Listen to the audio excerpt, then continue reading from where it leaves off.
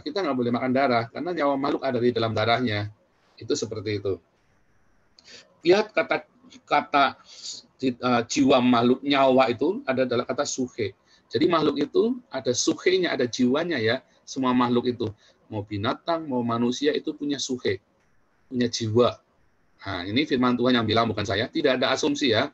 Saya berapologetik tanpa menggunakan asumsi, semuanya dari teks.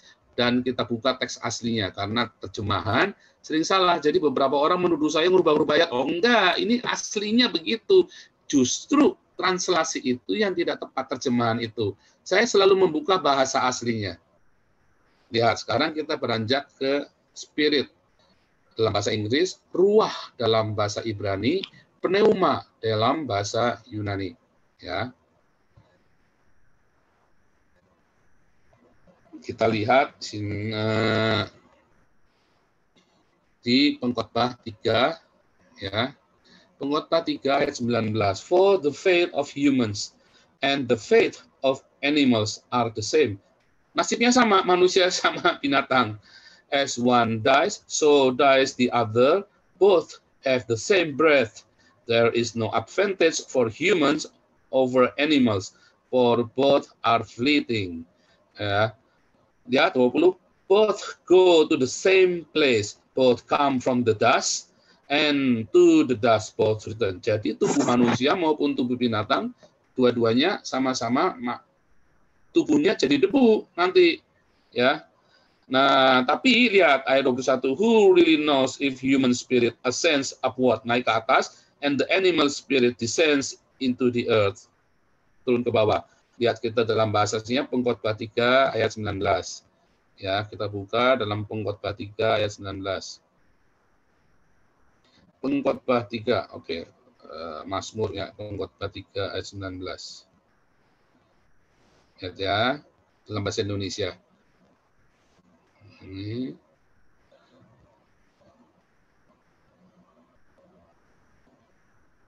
Oke, kita kasih 3 warna ya. Karena nasib manusia adalah sama dengan nasib binatang, nasib yang sama menimpa mereka. Nasibnya sama. Sebagaimana yang satu mati, demikian juga yang lain. Kedua-duanya mempunyai nafas yang sama.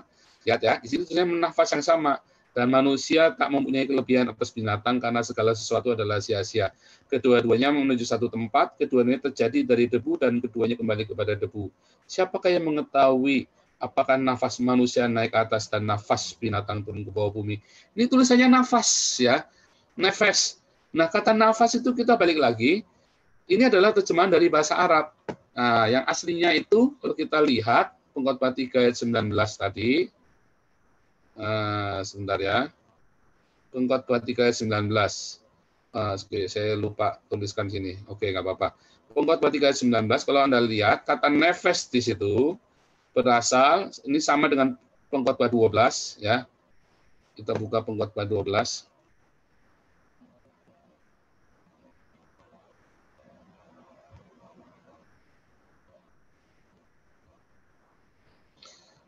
Dan debu kembali menjadi tanah seperti semula, dan roh kembali kepada Allah yang mengaruniakan.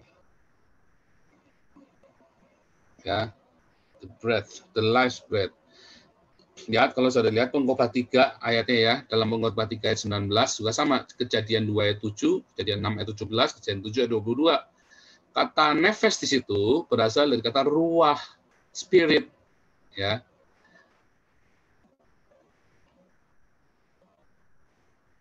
Lihat ya. Bacanya dari kanan ke kiri ya, karena ini kan adalah ini ya. For what happened the sons of men and happens to animals and befalls, ya ke sana ya bacanya ya. Bacanya dari kanan ke kiri. Sama ini gini juga ya, dari kanan ke kiri. Terus as one then as dies, this so dies this one. Lihat ini, the breath. Dari kata waruah ya. Jadi dari kata waruah. Ya, jadi kelihatannya jelas ruah. Bukan nefes tadi ya, bukan nefes nafas jiwa atau soul, tapi ruah. Jadi kita sekarang dapat apa? Manusia itu punya tubuh, punya jiwa, tadi suhe atau nefes, dan punya roh atau ruah. Binatang juga sama, punya tubuh, punya jiwa, punya roh. Ya. Jadi manusia punya tubuh, punya jiwa, punya roh. Binatang punya tubuh, punya jiwa, punya roh. Dan semua roh itu kembali kepada penciptanya. Ya, tadi bilang ya, kembali kepada penciptanya. Itu ya. Oke. Lihat. And the dust returned to the earth, and it was, and the life breath returns to God, who gave to it. Pakai merah aja, biar kelihatan. Jadi, ya, the life breath ini dikata ruah, ya. Jadi ruah itu kembali kepada Elohim.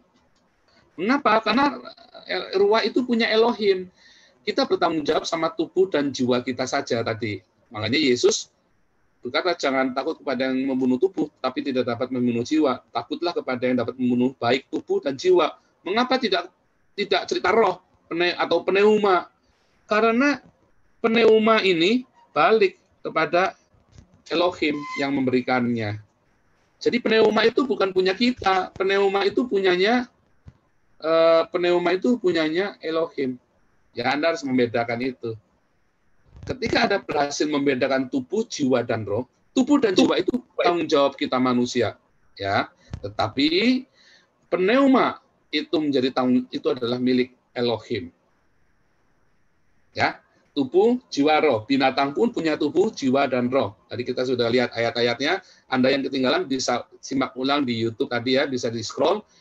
Binatang punya tubuh, jiwa, dan roh. Manusia punya tubuh, jiwa, dan roh. Body, soul, and spirit. Ya. Body jadi tanah. Jiwa itu nanti yang dihakimi. Ya. Jiwanya binatang, jiwanya manusia ada di darahnya, ada di darah kita. Kemudian, ya imamat tadi ya, itu semua ada di Alkitab ya. Saya bukan mengarang-arang, saya tidak pernah mengarang. Semuanya ada di Alkitab tertulis. Yang salah adalah terjemahannya. Jadi saya hanya mengembalikan ke bahasa aslinya. Dan yang terakhir pneuma atau ruah. Ruah itu nanti kembali kepada yang memberikan. Siapa yang memberikan pneuma itu? Elohim. Karena Elohim adalah Bapa segala roh. Ya, nanti ada cari ayatnya di Yakobus bahwa Ia adalah Bapa di Ibrani. Ia adalah Bapa segala roh. Ya, Ia adalah Bapa segala roh. Nah, itulah yang terjadi. Ya. Nah, sekarang kita cek ya, mencipta dengan membentuk. Ini yang kemarin orang reform bingung. Bedanya mencipta sama membentuk apa?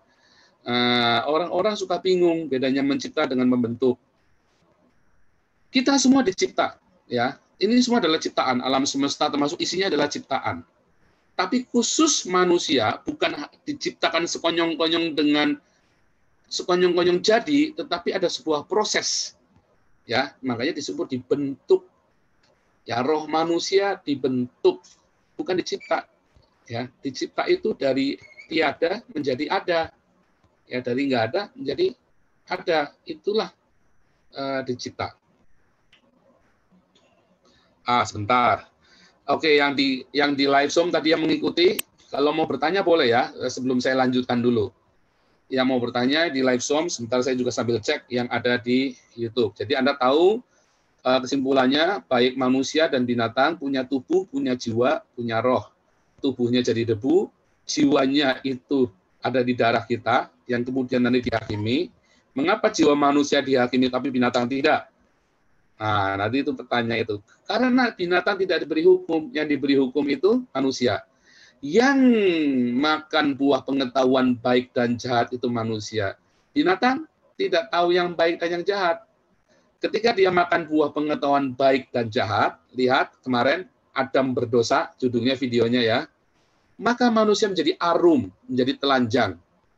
Kenapa? Karena dia makan buah pengetahuan baik dan jahat. Binatang makan nggak? Enggak. Makanya mereka tetap telanjang. Binatang itu tidak merasa dirinya telanjang. Manusia merasa dirinya telanjang karena manusia memakan buah pengetahuan baik dan jahat. Makanya manusia tahu dia telanjang. Binatang pakai pakaian nggak? Enggak. Loh, itu ada simpanse pakai pakaian. Nah, itu kan orang yang ngasih pakaian. Bukan kalau binatangnya sendiri, mereka nggak urusan pakai pakaian apa enggak. Ya, nah, itu Tom and Jerry telanjang. Nah, itu kan Tom and Jerry film kartun. Nah, Anda imannya berdasarkan di film kartun atau berdasarkan kenyataan. Nah, coba Anda lihat manusia itu kenapa Anda pakai pakaian? Karena Anda tahu yang baik dan yang jahat. Anda telanjang, sehingga Anda tahu telanjang. Karena telanjang arum. Ya. Yesus itu, sebentar. Manusia itu ketika makan buah pengetahuan baik dan jahat berdosa enggak? Enggak. Itu bukan dosa. Ya, tapi dia jadi tahu baik dan jahat. Makanya dia jadi telanjang. Nah, buktinya apa? Yesus turun ke dunia, Yesus enggak telanjang. Ya, waktu bayi telanjang, begitu dia besar, dia pakai pakaian. Ya, dia pakai pakaian Yesus itu. Selama mengajar, jalan-jalan di Yerusalem, Yesus enggak telanjang. Loh, kan Yesus enggak berdosa. Harusnya kan enggak telanjang, harusnya telanjang dong, seperti Adam dan Hawa, telanjang. Ya kan? Adam dan Hawa di Eden kan tidak berdosa. Jadi telanjang. Nah, itu salah. Telanjang atau tidak telanjang bukan karena dosa atau tidak dosa, tapi karena arum. Adam dan Hawa arum. Dia tahu, makanya dia telanjang. Dia tahu dia telanjang, maka dia pakai pakaian. Dia telanjang. Yesus bagaimana? Yesus arum. Yesus juga tahu. Makanya dia pakai pakaian di tengah-tengah manusia, di tengah-tengah peradaban. Jadi arum, memakan buah pengetahuan baik dan jahat itu bukan sebuah dosa. Kemarin saya katakan ya. Dosa itu yaitu justru ketika Adam dan Hawa tidak beranak pinak, beranak cucu, seperti perintah dalam Kejadian 1 ayat 26 dan 28, justru mereka nanti bisa hamartia, berdosa. Nah, Yesus turun ke dunia dalam keadaan tidak berdosa. Ya, lahir dalam keadaan bayi, tetapi kemudian ia tahu, ia arum. Apakah setelah ia tahu, ia arum, ia merasa telanjang pakai pakaian, berarti dia berdosa? Enggak.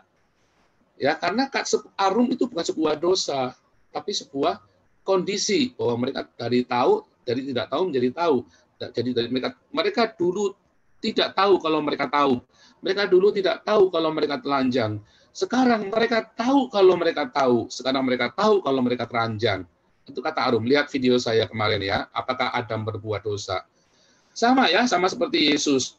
Yesus juga datang, Yesus tidak berdosa. Semua teolog, semua agama apapun percaya Yesus tidak berbuat dosa. Yesus suci karena Yesus adalah Roh Allah sendiri. Ya, Yesus adalah firman Allah sendiri. Bagaimana firman Allah yang sendiri itu tak merasa dirinya harus pakai pakaian kalau dia memang tidak perlu, kalau dia tidak berdosa. Tapi kan Yesus kenyataannya dia pakai pakaian. Buktinya apa Yesus pakai pakaian? Ya kan disebutkan ya mereka melucuti pakaiannya, melucuti jubahnya, ya kan? Terus perempuan yang pendaraan itu dia pegang ujung jubah Yesus. Berarti kan Yesus berpakai pakaian, enggak telanjang. Membuktikan apakah Yesus berdosa? Enggak. Berarti Yesus arum, dia tahu bahwa dia tahu. Makanya dia berpakai pakaian. Nah, Anda harus membedakannya seperti itu. Jadi jangan kacau balau, ya. Anda harus tahu bahasa aslinya dan tahu dengan jeli, dengan detail. Nah, itu yang dimaksud dengan kata arum. Oke, Anda yang di live Zoom boleh bertanya sebelum kita masuk ke dalam yang mencipta vs membentuk, ya. Jadi jelas ya, Adam dan Hawa telanjang bukan menunjukkan ia berdosa, karena Adam dan Hawa punya pakaian menyemat daun pohon ara bukan karena mereka berdosa, ya.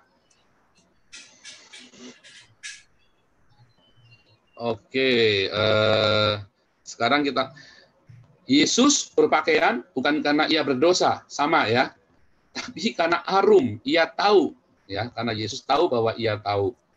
Yesus tahu bahwa ia telanjang. Apakah berdosa Yesus? Enggak. Ya. Oke, sekarang kita masuk mencipta dengan membentuk.